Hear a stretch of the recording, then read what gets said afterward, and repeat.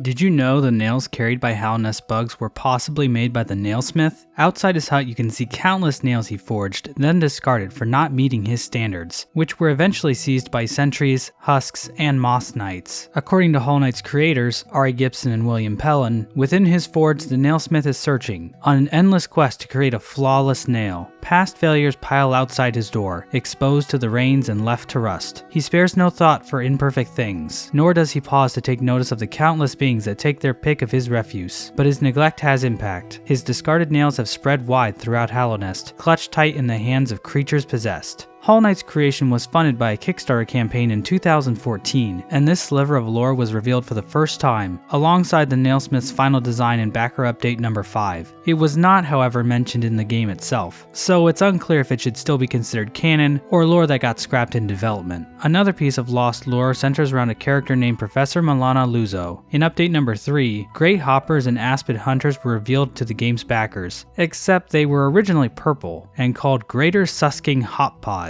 and Bulbous Humming Nits. The Kickstarter said these names were an excerpt from the Field Guide to the Ruined Kingdom Hallownest by Milana Luzo, professor of bestiology. In the replies, a backer commented that the names sounded like creatures from the Pikmin series, to which Team Cherry replied, "William, our coder, absolutely adores Pikmin. Professor Milana Luzo seems to share similar tastes." We were curious not only about the name change, but also because Hollow Knight doesn't actually contain a character named Milana Luzo, so we reached out to Hollow Knight's technical director and programmer, Dave Kazi, who told us that Milana was originally planned as a professor who named all the bugs in Hallownest and records them in a creature compendium, sort of like the Piclopedia, but later in development the professor was scrapped and replaced with the hunter and his hunter's journal, who seems to take a more hands-on approach when it comes to dissecting Hallownest's bugs. Another character altered in development was the knight itself, who in the final game is a genderless protagonist who is neither male or female, but it appears Team Cherry originally envisioned the knight as a male. The character was first created as the Hungry Knight in Team Cherry's 2013 minigame by the same name. Then, a little while later, Ari made this concept art for what they'd start calling the Hungry Bug. When Team Cherry shared the concept art in their Kickstarter campaign, they said, "These images are a glimpse of him as he journeys across the world, searching for something to fill his bottomless stomach." These concepts show a much creepier world than the one in Hollow Knight, and quite a different interpretation of the character. However, you can see in these pictures the beginning of the Hollow Knight concept and the world of Hallownest. 6 months after the Kickstarter closed, they were calling him the Hollow Knight, and still referring to him constantly with male pronouns. But over the next couple years, the name Hollow Knight was repurposed for one of the game's biggest bosses, and the protagonist was rebranded as the Knight, a genderless vessel who's lost their memory. While talking to Dave Kazi, we took the opportunity to ask him about the New Game Plus mode mentioned in the Kickstarter. He told us they were considering different versions of bosses from the main campaign, more extreme difficulty, and the Knight starting off with certain items acquired in previous playthroughs. They tinkered with New Game Plus for quite some time, and even thought about implementing it post-release, but ultimately weren't satisfied with what they'd come up with and abandoned the idea. Dave told us, "I'm not sure if anything ever resonated. In the end, Steel Soul mode, the Colosseum, multiple endings, and the Dream Nail provided much of the extra replay material, as well as a raft of secrets and Easter eggs. They also experimented with ultra widescreen support, but it turned into more trouble than it was worth. Only a small percentage of PC players would have made use of a 21:9 ratio anyway, so they locked Hollow Knight to the traditional 16:9 format." Another scrapped idea was an ultra-detailed map, with Ari saying, "Originally it was super explicit and detailed, useful to navigate, but using it was visually exhausting for the player." Hollow Knight's Kickstarter campaign raked in almost double its initial goal of $35,000 Australian dollars. The third stretch goal was developing a Wii U edition, which was unlocked at $50,000. Keep in mind this was 2014, a time when Nintendo fans were desperate for quality games on their console of choice. Judging from the enthusiasm in the comments section, it appears Wii U owners deserved much of the credit for pushing the Kickstarter past its first 2 goals, unlocking the White Palace and 4 extra quests. In fact, if it wasn't for Wii U loyalists, the Colosseum of Fools and the upcoming sequel Silksong never would have been funded. A second quest starring Hornet was originally promised as a main game DLC and just barely reached its goal of $56,000, with only 1 hour left in the the Kickstarter's 30-day campaign. As Team Cherry fleshed out the second quest's development over the next few years, it got bigger and bigger, until they eventually realized it'd grown so large that it should really be a full-fledged sequel. The next stretch goal was the Coliseum of Fools, which actually failed to secure funding, but Team Cherry was determined to raise the last $2,100, so they solicited PayPal donations from so-called slacker backers, until finally, 9 months later, the Coliseum of Fools got its final dollar. Hollow Knight's future on Wii U was looking bright. Team Cherry announced they were dreaming up cool ways to use the gamepad, integrate Miiverse, and a Hollow Knight amiibo. They even said they hoped the Knight would make its way into Super Smash Bros., although they were half joking on that last one.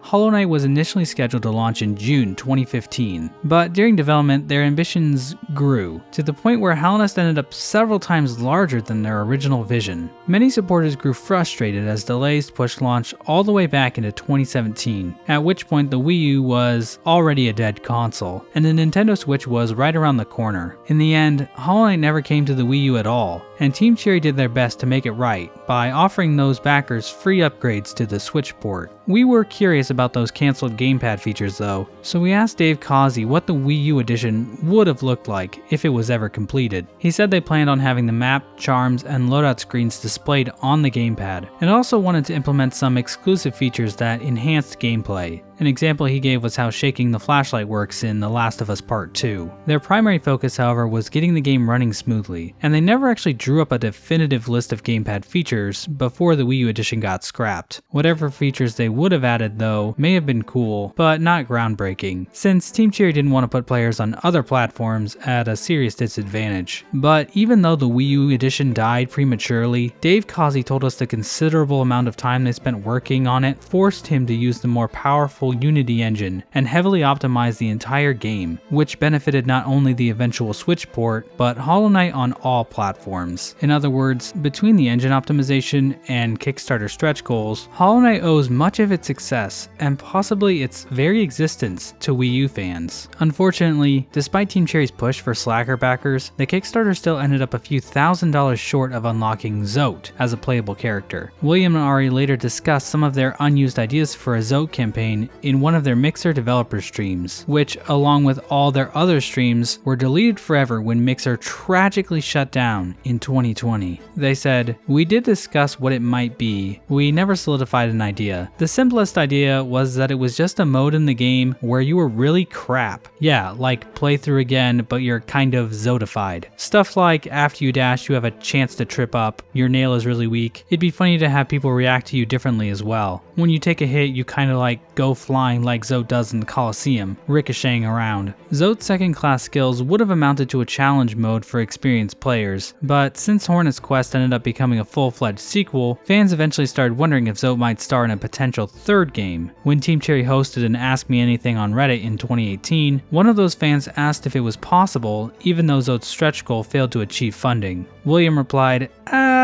maybe. We do have an idea for a third character story that we think would be a lot of fun to make. It might be a little way off though. Interestingly, his wording implies that third character might be someone other than Zote, but unfortunately, Team Cherry declined our request for clarification, so I guess we'll just have to wait and see. The Kickstarter's next unfunded stretch goal was a PlayStation Vita edition, which Dave told us they never even made plans for, but if it had been funded, it probably would have been delayed until after the Switch release, and would have had to be trimmed lean to run on Vita from a better baseline. The final unmet goal was a section of Hallownest called The Abyss, that would have included 4 additional bosses. The final game did end up with an area called The Abyss, but according to Ari, that's just the Abyss shore, and the unfunded expansion would have taken players down into the Lake of Void to explore the twisted space within. After The Abyss, the Kickstarter teased fans that more stretch goals would be revealed if they raised enough money. We asked Dave if they actually had any specific ideas for content in reserve, or if they were just gonna wing it as more money came in. He said, more of the latter, smiley face. It's funny how different the climate is today compared to when the Hollow Knight Kickstarter was run.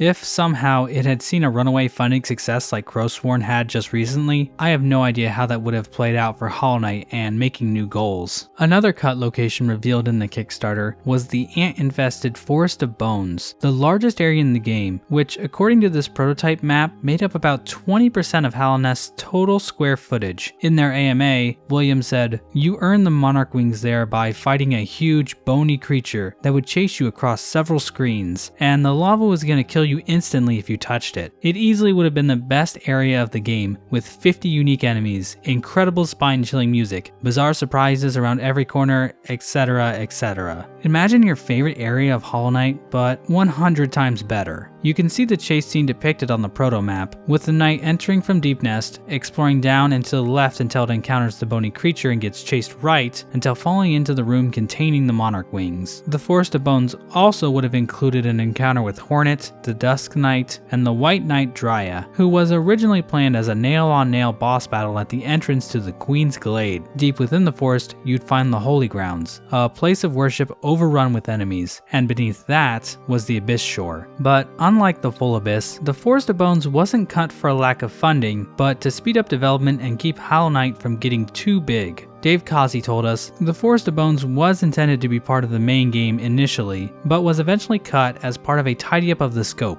to keep things on track. There were levels built with scenery and doors and basic interactable environment items, but was not fleshed out in much more detail, as I recall. The area looked and felt good, but the scope of the game was getting quite large, so it was, reluctantly, removed from Hollow Knight. Fortunately though, it appears lots of the Forest of Bones assets eventually found a new home in the upcoming sequel. William and Ari mentioned another scrap boss idea in one of their now deleted Mixer streams, explaining that a hidden boss was originally planned for the first room where you encounter aspids in the Forgotten Crossroads. One regular aspid would appear, and if you killed it, another would fly out to take its place. After you killed the second aspid, another would show up, continuing until you killed 10 in a row. Then a giant primal aspid would fly in for a boss fight. Like many of their unused ideas, Team Cherry publicly considered adding it with a post-release update, but never ended up getting around to it. Throughout Hollow Knight's 4-year development, content was getting cut up until the very last minute. Under the trailer for the final Godmaster DLC, the video description said one of the new features was Charm Glorification, a mechanic that rewarded you for completing Godhome's challenges by upgrading the charms you'd already acquired in the core game. But when the DLC dropped 7 months later, Charm Glorification was nowhere to be found, leading a viewer on Mixer to ask Team Cherry why it got cut. Godmaster's release was already way behind schedule, and according to William, getting rid of Glorification saved them from having to delay it even further. Its inclusion also would have pushed players into the Godhome quest, and Team Cherry didn't want players to feel like they had to complete what amounted to a boss rush mode. In that same stream, Ari and William also explained they originally planned to implement a super difficult platforming challenge into Godhome, similar to the White Palace Path of Pain. It made sense to add one last platforming section for returning players, but it was thematically disconnected from the rest of Godmaster, and since they were already running short on time, along with Charm Glorification, it ended up as Hollow Knight's last slice of cut content. Did you also know Cuphead was originally going to have a water world, and its unused music got repurposed as the Elder Kettle theme? For more on Cuphead's development, click the on-screen video. Or if you want to learn more about Cuphead's mysterious and complex lore, check out the video I did on the subject back in 2019, where I meticulously dissected the dark and brooding themes of addiction and the concept of debt within a feudal society.